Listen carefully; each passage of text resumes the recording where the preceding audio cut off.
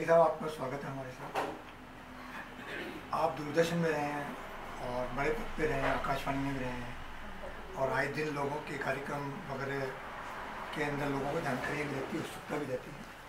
तो मैं तो मुख्य रूप से जो आप इतने बड़े पद पे हैं और समाज सेवा के आपके कार्यों के बारे में हमें जानकारी मिली, तो मैं चाहूँगा कि आज हमारे इस भारत न्यूज़ टी प्राइम जो वेब चैनल है, इसके माध्यम से जो आपकी सामाजिक गतिविधियां जो क्षेत्र में चल रही है उनको भी शेयर करें और कुछ आपके संस्मरण सरकारी नौकरी के दौरान की याद आते हों और आपके लाइफ की सक्सेस स्टोरी जो है, इतने बड़े मुकाम पे जाके कैसा महसूस करते हैं और आपको जो अचीवमेंट्स हुए हैं, मैं चाहूँगा कि वो लोगों के लिए प्रेरणा का स्रोत बने, क्योंकि आदमी कर्मठता से आगे बढ़ता है। निश्चित है, सबसे पहला तो माँ बाप की कृपा आशीर्वाद पर।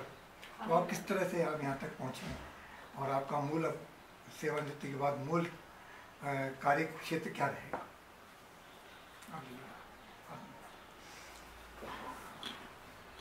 पहले तो मैं बात कर लूँ, जो आप सामाजिक सेवा की बात कर रहे थे, एक संस्था है भारत विकास परिषद, जो पूरे देश में फैली हुई है और पूरे देश में काम कर रही है। मुख्य रूप से इस संस्था के दो उद्देश्य हैं: भारतीय संस्कारों को आगे बढ़ाना और विकास के लिए जो भी संस्था कुछ कर सकती है वो करे। हम इसको स्वयंसेवी संस्था कहते हैं। स्वयंसेवी संस्था इसलिए कहते हैं क्योंकि हम गवर्नमेंट से कोई सहयोग नहीं लेते। कभी कोई गवर्नमेंट को सहयोग की आवश्यकता होती है तो हम देते हैं।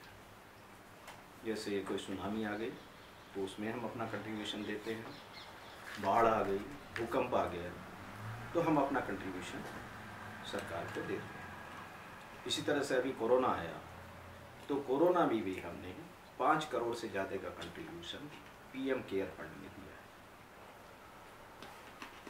हम चाहते हैं कि भारतीय संस्कार आगे बढ़े और हमारा जो मोटो है स्वस्थ, समर्थ, संस्कारी, हम स्कूलों में भारतीय संस्कारों को लाने के लिए काम कर रहे हैं। कई प्रतियोगिताएं उसके लिए कराते हैं और एक बच्चों को जगाने का काम करना चाहते हैं। भारत एक महान देश रहा है और बहुत बड़ी प्रतिभा इस देश में पहले से रही है, अभी भी है। पूरे विश्व को इसने ज्ञान दिया है, इसलिए इसको विश्व गुरु का स्थान मिला। हम वही भावना फिर जगाना चाहते हैं कि हमारे बच्चे समर्थ हों और देश को आगे ले जाएं। विकास की अवधारणा हमारी है कि जो सक्षम है, कुछ दे सकता है तो वो दे। कुछ धनी व्यक्ति हैं, वो धन से अपना सहयोग दे सकते हैं। कुछ ज्ञानी व्यक्ति हैं, वो ज्ञान अपना बांट सकते हैं। इसी तरह से कुछ छोटे छोटे सेवा के कार्य हम कर सकते हैं। सेवा में भी कई कार्य हम कर रहे हैं। जैसे मैं राष्ट्रीय स्तर पर अगर बात करूं तो चंडीगढ़ में हमारा डायग्नोस्टिक सेंटर है। कोटा में 300 बेड का एक अस्पताल भारत विकास परिषद चला रहा है। लुधियाना में हमारा बहुत बड़ा दिव्यांग भाइयों को सहयोग करने के लिए केंद्र है और मुझे खुशी है ये बताते हुए दिव्यांग जिला लुधियाना जिला दिव्यांगता से मुक्त है और उसके लिए भारत विकास परिषद को सम्मानित किया गया है। और भी काफ़ी काम हम कर रहे हैं। एक बड़ा प्रोजेक्ट हमने लिया है, वो कोटा में लिया है।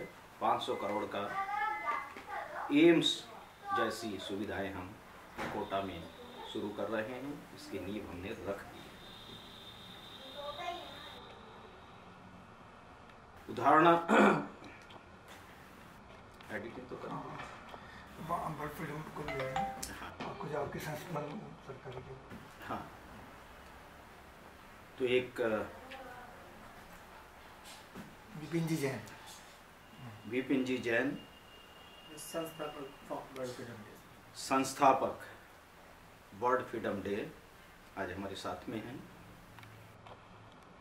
और बहुत गर्व की बात है कि आज उनसे पहली बार मुलाकात हुई है। ऐसे व्यक्तियों से मिलना बहुत बड़ा सौभाग्य होता है। बैंक कर्मी हैं, बैंक कर्मी होते हुए जिस तरह से अपने बैंक का काम करते हैं उसी तरह से समाज सेवा भी कर रहे हैं और पक्षियों को मुक्त रखने के लिए, ताकि वो पिंजरे में कोई इनको कैद ना करे और जो भी उनकी सेवा हो सकती है वो सेवा करें। बहुत बड़ा काम कर रहे हैं, बड़ा अभियान है, लेकिन जब अच्छे कार्य के लिए निकलते हैं तो सभी का सहयोग मिलता रहता है और मुझे उम्मीद है बहुत जल्दी ये वर्ल्ड फ्रीडम डे राष्ट्रीय स्तर पर मनाया जाएगा। एक और अभियान वाणी संयम आपने शुरू किया हुआ है, तो ये भी बहुत जरूरी है। आप तो खा सकते हैं। वाणी पर अगर संयम ना हो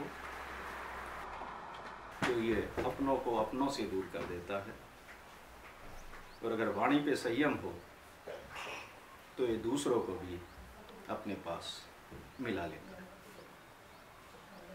तो हम लोग सब एक होकर आगे बढ़ें, सभी का सम्मान करें और वाणी एकदम संयमित रखते हुए सभी से संपर्क रखें। यह अभियान ना सिर्फ हमें अपनों से जोड़ेगा बल्कि पूरे देश को एक दूसरे से जोड़ेगा, देश की एकता और अखंडता को मजबूत करेगा। मेरी बहुत बहुत शुभकामनाएं हैं कि ये दोनों अभियान तेजी से आगे बढ़ें और आम जन का इसमें पूरा पूरा सहयोग मिले।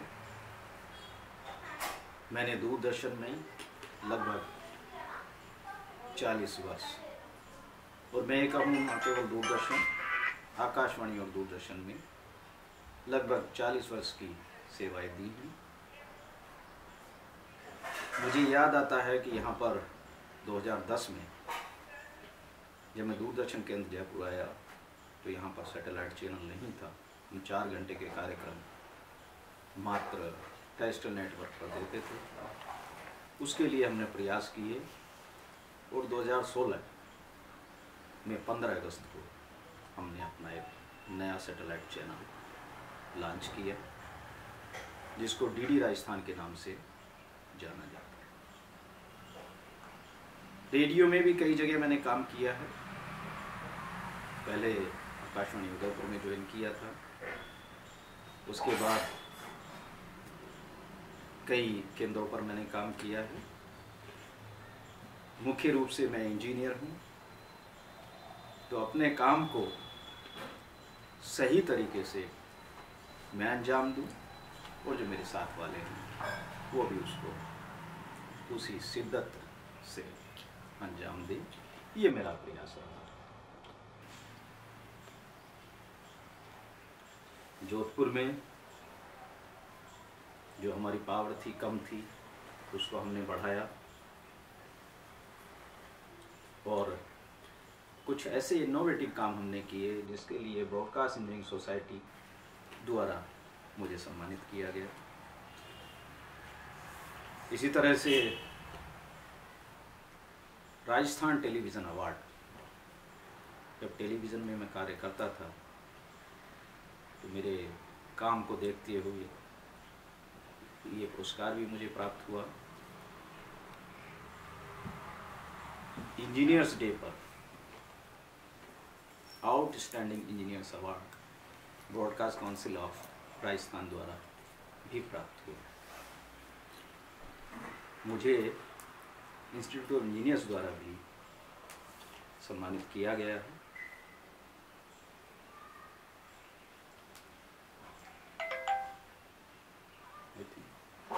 एंड कर देता हूँ चैनल का मतलब आप कुछ बोल के एंड कर दी, मैं बोल दूँगा।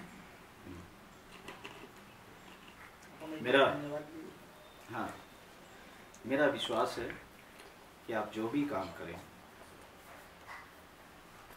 उसमें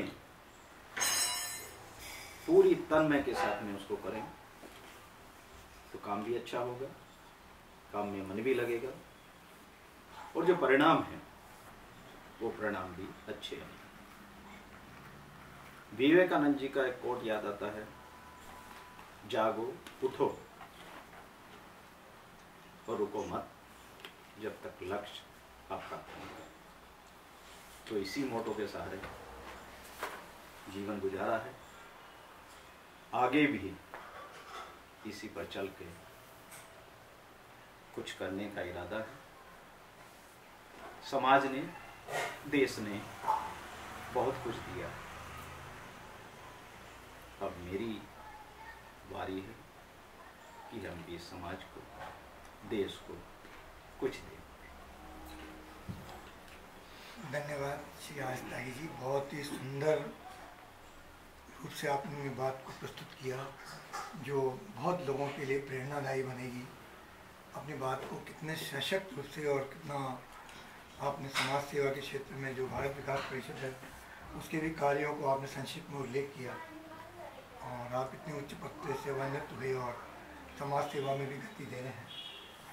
ये जानकर बड़ा प्रसन्न होगा, लोग इनको जानें और प्रेरणा लें और आगे बढ़ें।